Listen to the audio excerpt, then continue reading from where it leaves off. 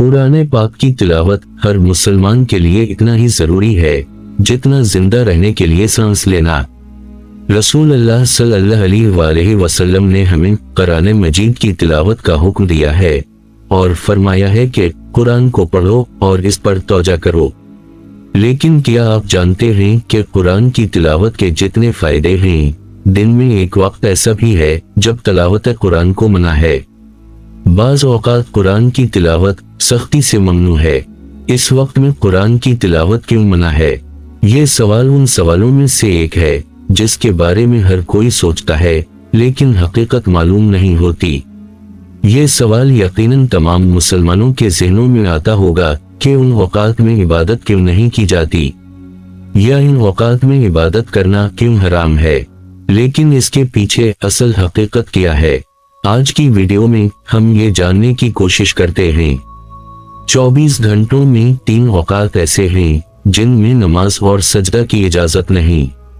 एक वो वक्त है जब सूरज तुलू होता है और दूसरा सूरज गुरूब होने का वक्त है। नमाज इस्लाम के अहम तरीन सतूनों में से एक है। इसकी अहमियत का अंदाजा इस बात से लगाया जा सकता है कि कुरान करीम और हदीस मुबारका में नमाज को बार बार साबित किया गया है। हदीस में आता है कि रसूल अल्लाह सल्लल्लाहु अलैहि वसल्लम ने 3 वक्त नमाज पढ़ने से मना फरमाया है। एक वक्त तुलू आफताब का है, दूसरा सूरज गुरूब होने का वक्त है और तीसरा वक्त गुरूब आफताब का है।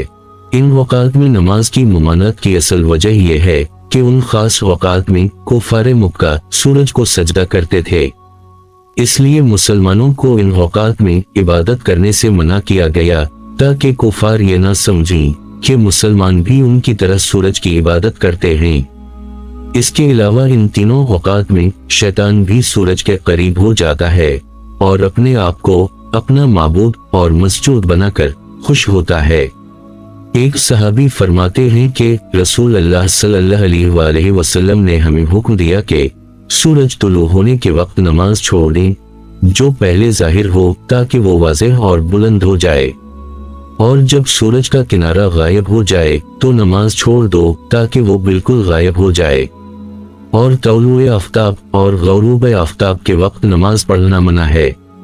और मुमानत की वजह यह है कि तौलुए आफ्ताब और गुरूब आफ्ताब के वक्त शैतान के दोनों सींगों के दरमियान से निकलता है और गुरूब होता है, यानी इसके सर के दोनों अतरफ, क्योंकि तौलुए आफ्ताब और गौरूब आफ्ताब के वक्त वो सूरज की तरफ खड़ा होता है ताकि सूरज इसके सर के दोनों सींगों के दरमियान से निकल आए।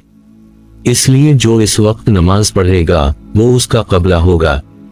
उसी तरह वो गुरूब आफ्ताब के वक्त खड़ा होता है ताकि सूरज इसके सर के दोनों सींगों के दरमियान तुलू हो। उसी वजह से रसूल अल्लाह सल्लल्लाहु अलैहि वसल्लम ने उस वक्त नमाज पढ़ने से मना फरमाया ताकि इबादत में कोई मुशाबहत ना हो। शैतान के सींगों से शैतान के वो गिरोह मुराद हैं जो अल्लाह के अलावा किसी और की इबादत करते हैं।